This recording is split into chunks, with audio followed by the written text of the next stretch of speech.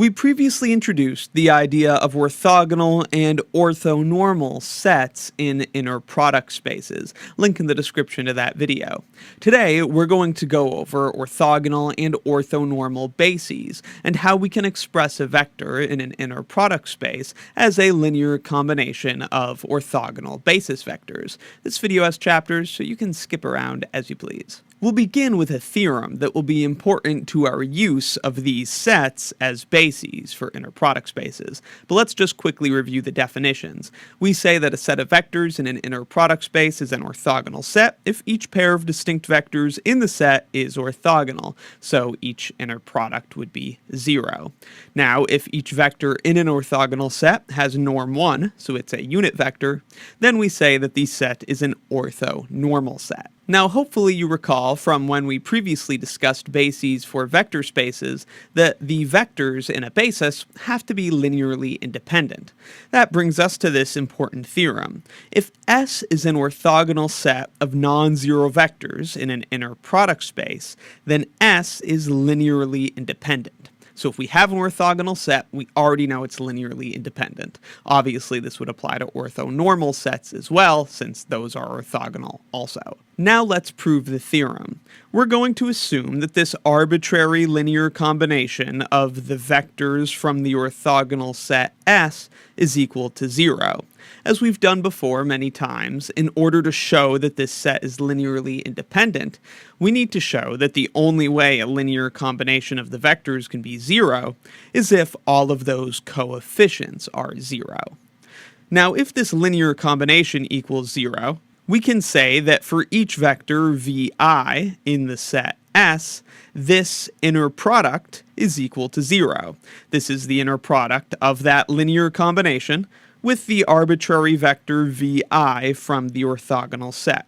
On the left, again, is the linear combination. On the right is an arbitrary vector vi from the orthogonal set. Now, if we're assuming that this linear combination is equal to 0, then this on the left is 0, and we know that the inner product of the 0 vector with any other vector is equal to 0. But then we can split this inner product up across the addition. We can take each term from the linear combination and pair it with vi in its own inner product. That is, we can write it like this. K1 times the inner product of V1 with Vi, that's taking this term, and plus K2 times the inner product of V2 with Vi, that's that term, and so on, all the way up through Kn times the inner product of Vn with Vi. Of course, since this inner product was equal to 0, this equal inner product, which we've split up by additivity, is also equal to 0. However, we know that each of these inner products, Vj, Vi, so long as j is not equal to I, each of those inner products have to be 0, because Vj and Vi would be distinct vectors from this orthogonal set. So by definition, their inner product would be 0. Keep in mind again that Vi is arbitrary, but it is fixed. So each of these inner products, again, has to be 0, except the one where Vi is having an inner product with itself. So since all of those other inner products of distinct vectors are 0, we could rewrite this expression on the left simply as Ki times the inner product of Vi with Vi. This is the only inner product which is not equal to 0. We know it's not equal to 0 because Vi is not the 0 vector, and the inner product of a vector with itself is the square of its magnitude. So certainly this inner product is not equal to 0. However, we do know that Ki times this inner product is 0. So, since this inner product isn't 0, it must be that that coefficient Ki is equal to 0. But again, I here, and Vi, is arbitrary. It's just some vector from this orthogonal set. Hence, we could apply this same argument to every vector from S, and thus conclude that every coefficient in this linear combination, all of those k's, is equal to 0. Hence, the only solution to this equation is the trivial solution. The only way to combine the vectors from an orthogonal set in such a way that they cancel out is to just multiply them all by 0. And so, indeed, S is linearly independent. So that theorem will be useful in our construction of orthogonal and orthonormal bases, but now let's just take a look at the definition and a few examples of orthogonal and orthonormal bases. In an inner product space, a basis consisting of orthonormal vectors is called an orthonormal basis. No surprise there. A basis of orthogonal vectors is called an orthogonal basis. And from our previous theorem, if we have an orthogonal set or an orthonormal set that spans the inner product space, then it's automatically a basis, because we already know that such sets are linearly independent. Here's a familiar example of an orthonormal basis, the standard basis vectors for Euclidean n-space. In this space, the inner product is the dot product, and you can quickly look at these n vectors and see how the dot product of any distinct pair of them would be 0.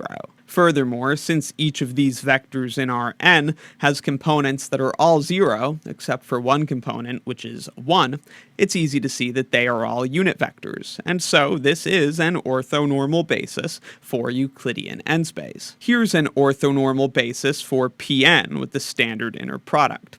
Pn is the inner product space of polynomials of degree at most n, where the standard inner product of two polynomials is to add the products of their corresponding coefficients. It's easy to see that this set of vectors spans Pn, since any polynomial of degree at least n is, by definition, a linear combination of terms that look just like that. But it's also pretty easy to see that the inner product of any two distinct vectors from this space is equal to 0, and hence they are orthogonal. For example, the inner product of x with x squared is defined to be the sum of the products of the coefficients of their corresponding terms. So for example, we would have to take 1, the coefficient of the linear term of this vector, and multiply it by 0, the coefficient of the linear term of x squared. X squared has 0 x's, so that's multiplication by 0.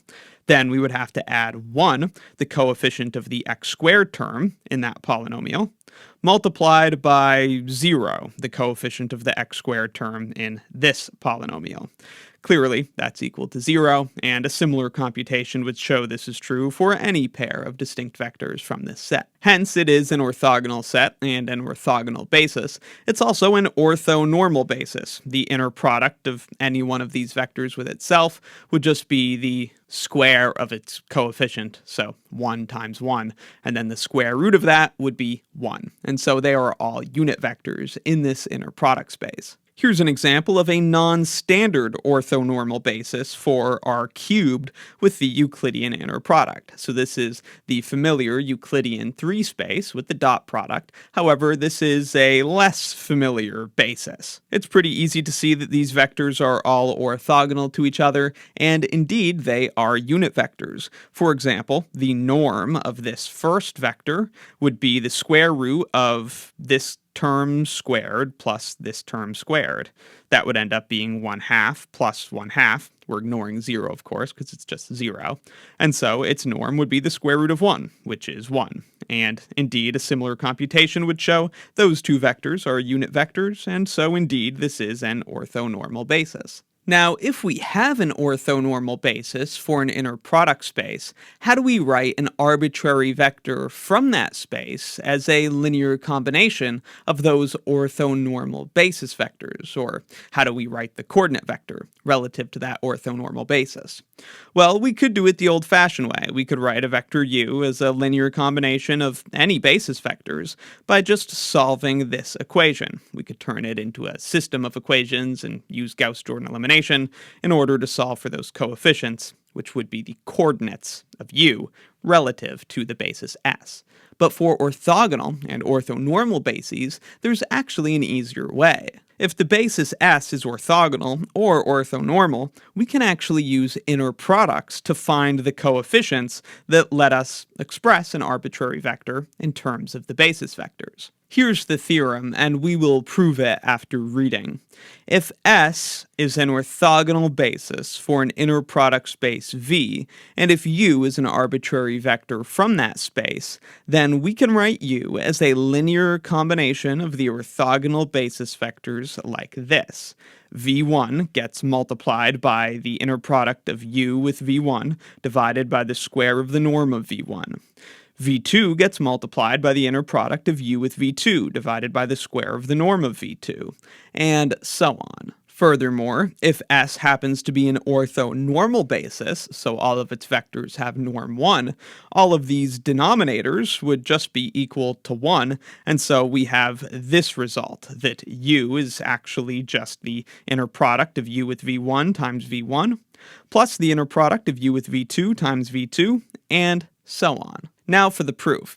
If we assume that S is an orthogonal basis for the inner product space V, then by definition of basis, we can write our arbitrary vector U as a linear combination of those orthogonal basis vectors, just like this. Each vector Vi has a coefficient Ci. Then, consider the inner product of U with an arbitrary basis vector Vi. We could write that like this. Here is U expressed as a linear combination of the basis vectors, so we've just rewritten it.